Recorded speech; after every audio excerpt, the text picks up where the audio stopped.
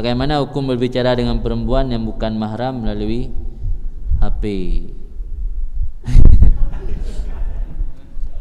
Ya. Bandar harim. Ya. Suara urinang aurat, ya kan? Kana ina kira aurat enggak pegah ya. Kan aurat suara. Baru harim dengar suara urinang menimbulkan fitnah. Benar enggak? Menimbulkan fitnah le. Mio auratnya timbul fitnah, hana timbul harim. Ya kalau urinang buah syahwat bu timbul fitnah, buah hana timbul fitnah. Kananya aurat harim, ya suara hana harim. Maka ideh ba azan pakan hang gebi urinang, pakan ba melagu gebi. Lagu-lagu yang hana syiar urang pasal tapi karena melagu wazifah urinang ba. Dan urang melagu hana ge sunat. You dengar ba urang dengar. Azan bahkan hang gebi azan ba urinang karena azan geyu dengar. Sama dengan menyogu bolehkan azan ba urinang karena azan geyu dengar. Sama dengan kageyu ya dengar urang surung inang. Sedangkan surinang mahal timbul fitnah. Sedangkan menyo lagu wazifah ra urinang.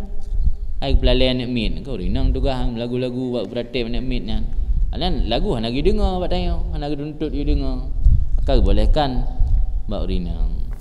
Jadi yang tijih pegah abang urinang punya hukum dasar karena suara urinang. Nya pegah abah yang dia dah dengar sukan mukhatabah muwajahah la ilm. Ang beralih hukum harus tafsir je. Jadi hanya dah pegah labi je pegah abang urinang bab urinang kan aurat. Yang pegah ilm pegah abah dia dengar su watena pubuik ron duduk je muka ke yang kalain bab. Jadi lain-lain persoalan je. Jadi menyata dengar inti ji tak dengar surinang hukum tati ji karena kan aurat hana harim tapi menimbulkan fitnah hanya harim karena berpotensi fitnah. Sama dengan pegah haba jarak jauh melalui media HP menimbulkan fitnah sama sih. Hana timbul fitnah je pegah haba sekadar apa le tayang tu telefon ngon icok le adik tanya hai abang ho lanjut. Ya hana tayang fuglah ka tikulah nan rencana bu mudi kena. Ala tak pun tayang. Yang ganjet le ya, dia nimbul. Menan le kalau